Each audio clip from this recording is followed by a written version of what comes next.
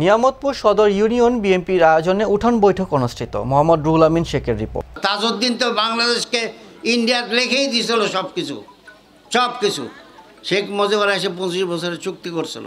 বাংলাদেশ জাতীয়তাবাদী দল বিএনপির ভারপ্রাপ্ত চেয়ারম্যান তারেক রহমান কর্তৃক ঘোষিত 31 দফা রাষ্ট্র কাঠামো মেরামত উপলক্ষে নিয়ামতপুর সদর ইউনিয়ন বিএনপি ও সহযোগী অঙ্গ সংগঠনের আয়োজনে 27 এপ্রিল রবিবার বিকেলে ইউনিয়নের সাংশৈল হাট মাঠে উঠান বৈঠক অনুষ্ঠিত হয়।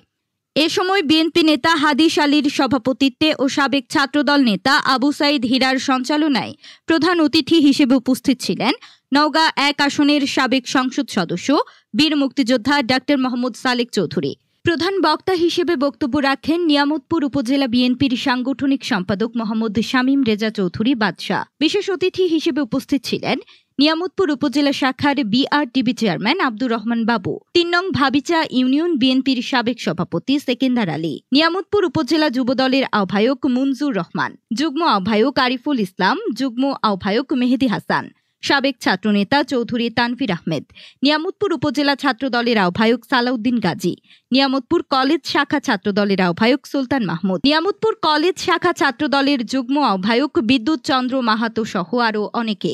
এ সময় বক্তারা বিএনপির 31 দফা তুলে ধরে নেতাকর্মীদের উদ্দেশ্যে দিকনির্দেশনামূলক বক্তব্য রাখেন।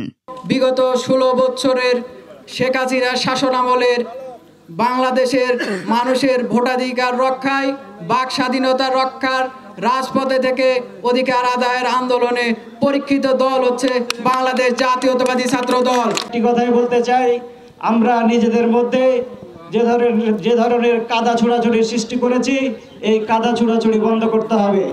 বিএনপির নেতা কর্মীর বিরুদ্ধে 1,43,000 মামলা দেওয়া হয়েছে। ভাইরা আমার, আজকে এই নিয়ামতপুরে যত আন্দোলন সংগ্রাম হয়েছিল এবং বেশিরভাগই যুবদলেরা অংশগ্রহণ করেছিল।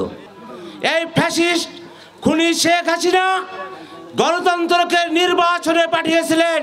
আপনারা প্রত্যেকেই ডাক্তার মোহাম্মদ সালেক চৌধুরীর জন্য রাজপথে এবং প্রত্যেকটা বাড়িতে দ্বার গিয়ে আপনারা কাজ করবেন।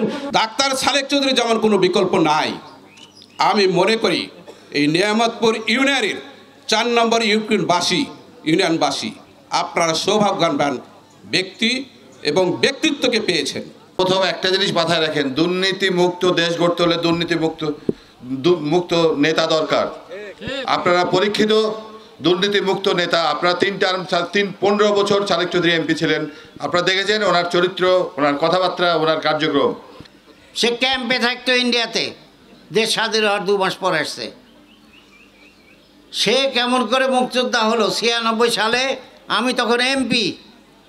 তার সাধারণ মজুমদারকে জলিল তখন বাণিজ্য মন্ত্রী বলছে মুক্তিযোদ্ধা বানাতে হবে। তা আমাদের এখানে কাগজ পাঠালো, আমি এমপি এবং মুক্তিযোদ্ধার কমান্ডারও ছিলাম। আমরা লিখে দিলাম কখনো মুক্তিযুদ্ধ করে নাই।